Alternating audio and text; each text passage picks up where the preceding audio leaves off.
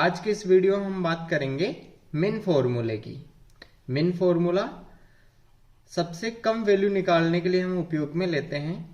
जैसे मान लीजिए आपके पास में कोई भी डेटा हो और उस डेटा के अंदर से सबसे कम वैल्यू क्या है वो अगर आपको जाननी है तो आप मिन फॉर्मूले का उपयोग कर सकते हैं। यहाँ पर हमने कुछ डेटा लिया है, इस डेटा में हम इस फॉर्मूले का उपयोग करके देखेंगे। तो हम सबसे पहले यहाँ पर कुछ फ्रूट्स है और उनकी क्वांटिटी है। अब यहाँ पर हमें जानना है कि कौन से जो क्वांटिटी है वो सबसे कम है। तो यहाँ पर हम क्लिक करते हैं और यहाँ पर फॉर्मूला लगाते हैं बराबर MIN, ब्रैकेट लगाना है। उसके बाद में आपको जो भी सेल रेंज है इसको सेलेक्ट कर लेंगे। हमने यहाँ से यहाँ तक सेलेक्ट कर लिया है।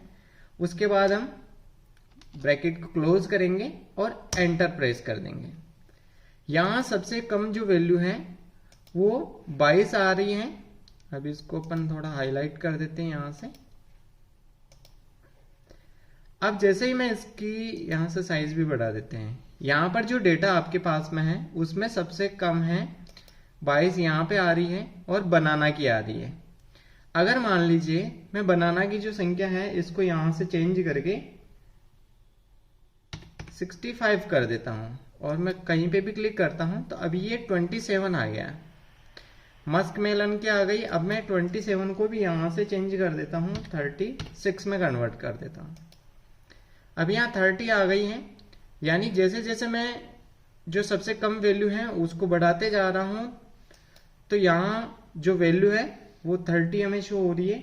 अब 30 को भी हम 80 कर देते हैं तो यहाँ पर 36 आ गया है।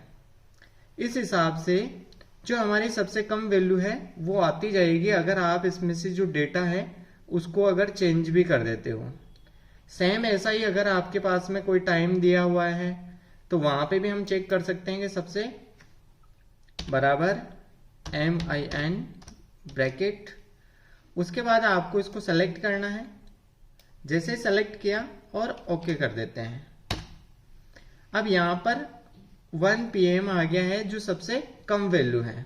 ठीक है, अब हम यहाँ पर देखते हैं। जैसे एक एग्जांपल मैं आपको देता हूं कि यहाँ पर 1 PM ऑलरेडी है। मैं यहाँ पे भी इसको AM की जगह PM करता हूं।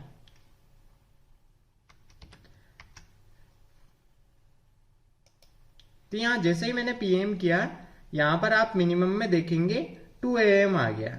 यानी जो सबसे कम वैल्यू है वो 1 AM थी, लेकिन मैं यहाँ जैसे ही AM की जगह PM कर दिया तो यहाँ पर हमारे सामने 2 AM आ गया।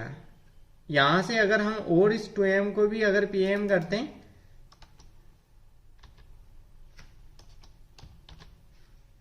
और ओके करते हैं तो यहाँ पर 3 AM आ गया। तो इस तरीके से पहले AM वाली वैल्यू है वो ही आएगी, उसके बाद में आपकी PM की आएगी। सेम यहाँ पर कुछ सब्जेक्ट है उनके नंबर दिए हुए हैं। अगर हमें जानना है कि सबसे कम कौन से सब्जेक्ट में नंबर आए तो यहाँ पर हम वही फॉर्मूला लगाएंगे बराबर MIN, ब्रैकेट लगाएंगे। उसके बाद यहाँ से हम इसको सेलेक्ट कर लेंगे, ब्रैकेट को क्लोज एंड ओके। अब यहाँ 35 आ रहे हैं हमारे सामने।